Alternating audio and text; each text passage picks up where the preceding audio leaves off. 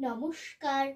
আজ আমার নিবেদন কবিগুরু রবীন্দ্রনাথ ঠাকুরের লেখা কবিতা হারিয়ে যাওয়া।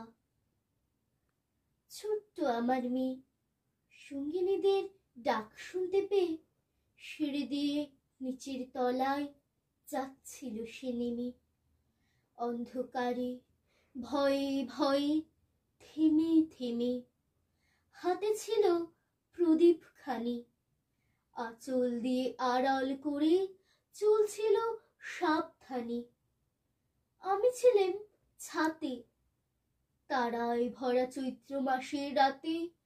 হঠাৎ মেয়ের কান্না শুনে উঠে দেখতে গেলেন ছুটে। সিঁড়ির মধ্যে যেতে যেতে প্রদীপটা তার নিভে গেছে বাতাসেতে। সুধাই তারে, কি হয়েছে বামি?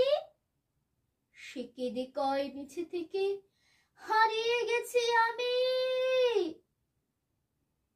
তারায় ভরা চৈত্র মাসের রাতে ফিরে গিয়ে ছাতে মনে হলো আকাশ পানে চেয়ে আমার বামির মতোই যেন অমনি কে এক মেয়ে।